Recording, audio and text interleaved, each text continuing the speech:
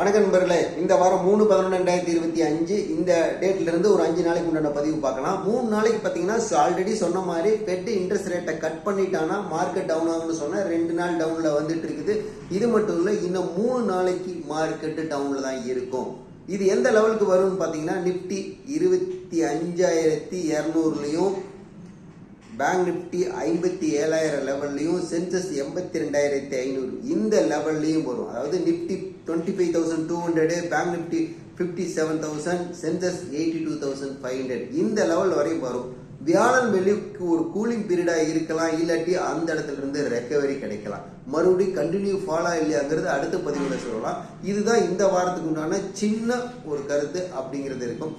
இதுக்கு அடுத்து கமாண்டி எப்படி இருக்குன்னு பார்த்தீங்கன்னா கூடல் ஏற்ற இறக்கும் இதே லெவலில் தான் இருக்கும். நேச்சுரல்ஸ் பார்த்தீங்கன்னா ஒரு 3 நாளைக்கு அப்படி இப்படின்னு உங்களை பேனிக் பண்ணிட்டு இருப்பான், இறங்குற மாதிரி காட்டிட்டு இருப்பான்.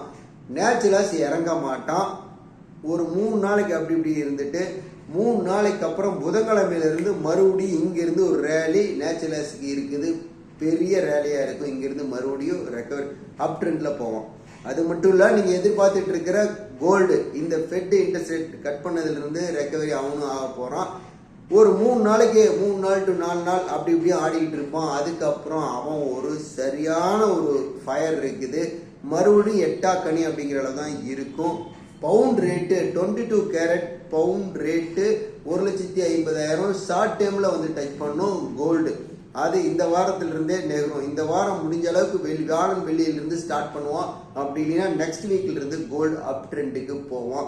இந்த டவுன் ஆப்பர்ச்சுனிட்டியை நல்லா யூஸ் பண்ணிக்கிது. டவுன் சொல்ல முடியாது, ஒரு ப்ராஃபிட் புக்கிங் இந்த இடத்துல குறைஞ்சிருக்கிறத யூஸ் பண்ணிக்கங்க. இதுதான் இந்த வாரத்துக்கு உண்டான பதிவு.